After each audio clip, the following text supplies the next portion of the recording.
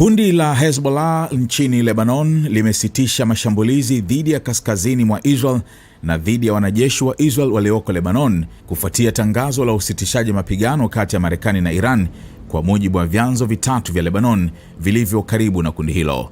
Vyanzo hivyo vililiambia shirika la habari la Reuters kuwa Hezbollah ilisimamisha mashambulizi yake mapema Jumatano asubuhi kama sehemu ya hatua za kupunguza mvutano zinazohusiana na makubaliano ya kusitisha mapigano. Hata hivyo, Israel imeendelea na mashambulizi yake katika kusini mwa Lebanon na kutoa amri mpya ya kuhamishwa kwa wakazi wa mji mmoja wa kusini, ikionyesha uwezekano wa mashambulizi zaidi.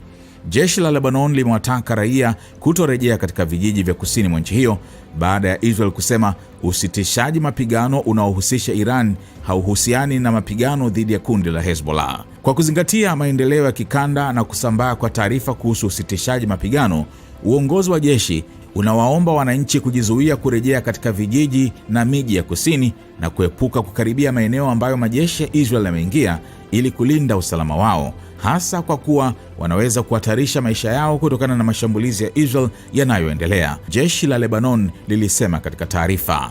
Maendeleo hayo yanakuja baada ya waziri mkuu wa Israel Benjamin Netanyahu kusema kuwa usitishaji mapigano wa wiki mbili kati ya Marekani na Iran hauhusishi Lebanon. Kauli yake inaashiria kuwa operesheni za kijeshi za Israel nchini Lebanon zitaendelea licha ya makubaliano ya jumla ya kusitisha mapigano.